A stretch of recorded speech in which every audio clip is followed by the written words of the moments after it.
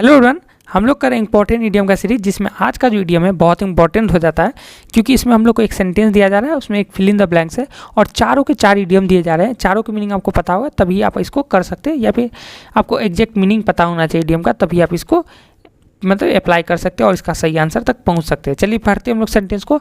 I am dash about the weather to accept the job offer और continue freelancing, both option have their advantages. यानी I am dash, यही इसी जगह पे हम लोग को क्या बनना है, कोई एक इडियम चारों में से लेना है।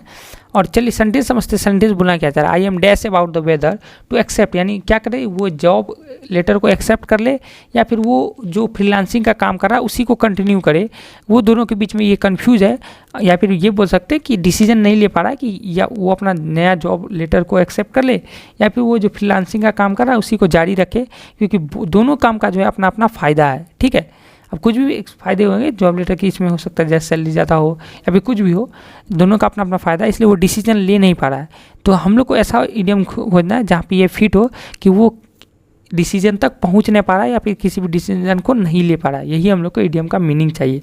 चलिए देखते हैं सबसे पहला इडियम क्या है, ऑन द फेंस। फेंस मतलब क्या आता है, जैसे मान लीजिए ये एक बॉर्डर लाइन है और इस तरफ कोई और कंट्री है, इस तरफ और कोई कंट्री है, आप इसके ऊपर बैठे हुए, आप ये डिसाइड नहीं कर पा रहे इस तरफ जाऊँ इस तरफ जाऊँ, इसी को बोलते हैं सिटिंग ऑन द फेंस। या फिर इसको एक और तरीके से समझते हैं, जैसे मान लो दो पर्सन के बीच आर्गूमेंट हो रहा है और आप इस जगह पे हैं, आप ये नहीं डिसाइड कर पाए ये वाला इसका साइड लूँ या फिर इसका साइड लूँ, उसी को बोलते हैं सिटिंग ऑन द फेंस। यानी आप कोई भी डिसीजन ले नहीं पा रहे, आप फेंस पे ही खड़े, यानी ना इधर के ना उधर के, इसी को बोलते हैं sitting on the fence. I hope आपको ये इडियम समझ में आ गया।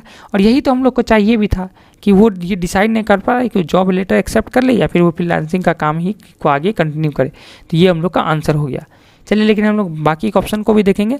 कटिंग कॉर्नर्स क्या होता है, तो कटिंग कॉर्नर्स का मतलब, इडियम का मतलब ये होता है कि आप क्या कर रहे हैं, कोई भी काम आपको दिया गया है करने के लिए, लेकिन आप वहाँ पे क्या करें, कटिंग कॉर्नर्स कर रहे हैं। मतलब आप अपना काम या फिर मतलब जिसको बोलते हैं आप अपना टाइम पास कर रहे हैं, आप उस काम को अच्छे से नहीं कर रहे हैं, बस आपको बोला गया इसलिए कर रहे हैं, उस काम में आप अच्छे से एफर्ट नहीं डाल रहे हैं या फिर अच्छे से इन्वेस्टमेंट नहीं कर रहे हैं, उसी को बोलते हैं कटिंग कॉर्नर्स।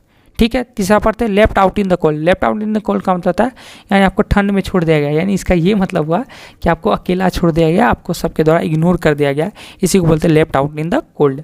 ठीक है, ठंड में छोड़ दिया गया नहीं, ये तो मैंने अपने मजाक से बोला, यानी आपको क्या कर दिया गया, आपको सबके द्वारा इग्नोर कर दिया गया है, यानी आपको सबने क्या कर दिया है, एलोन छोड़ दिया है। ठीक है, उसी को बोलते हैं left out in the cold.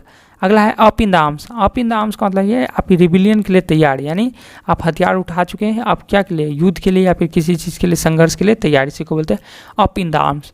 तो हम लोग को तो चाहिए था ऐसा मतलब सिचुएशन जिसमें आप डिसाइड नहीं कर पा रहे कि क्या करना है, उसी को बोलते हैं सिटिंग ऑन द फेंस या फिर ऑन द फेंस। तो यही हम लोग का आंसर हो जाएगा। आई होप आपको ये इडियम समझ में आया और चारों इडियम भी समझ में आया अच्छे से। वीडियो अच्छा लगा तो वीडियो को लाइक करेंगे और चैनल को सब्सक्राइब जरूर कर लेंगे। Thanks for watching.